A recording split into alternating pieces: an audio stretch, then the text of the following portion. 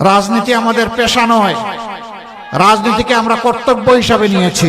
ব্যবসায়ীর রাতের ঘুম হারাম হবে না, ফুটপাতের সাধারণ হকারকে চোখের পানি ফেলতে হবে না।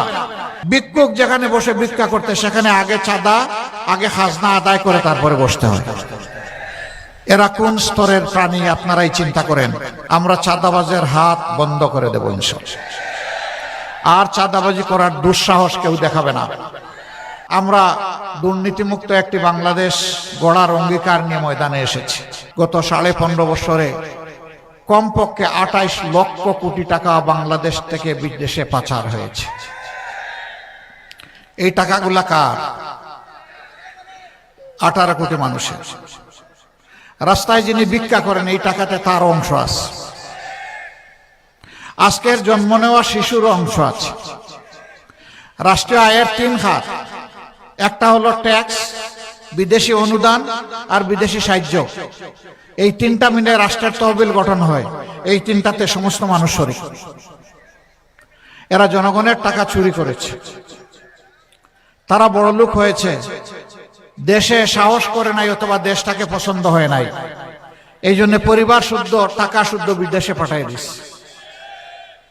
ইনশাআল্লাহ আমরা দুর্নীতিমুক্ত একটি বাংলাদেশ গড়ার অঙ্গীকার নিয়ে ময়দানে এসেছি।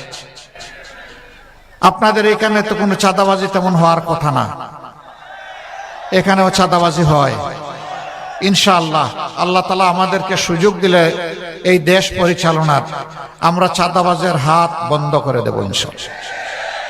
আর চাঁদাবাজি করার দুঃসাহস কেউ দেখাবে না। ব্যবসায়ীর রাতের ঘুম হারাম হবে না, ফুটপাতের সাধারণ হকারকে চোখের পানি ফেলতে হবে না যে আজকে সারাদিনে কয় টাকা রুজি করব, শুরুতেই তো তাকে 100 টাকা আমার দিতে হলো। এমনকি রাজধানীর কিছু কিছু জায়গায়, আমি এখানকার কথা বলতে পারবো না, ভিক্ষুক যেখানে বসে ভিক্ষা করতে সেখানে আগে চাঁদা, আগে খাজনা আদায় করে তারপরে বসতে হয়। এরা কোন স্তরের প্রাণী আপনারাই চিন্তা করেন। রাজনীতি আমাদের পেশা নয়, রাজনীতিকে আমরা কর্তব্য হিসাবে নিয়েছি।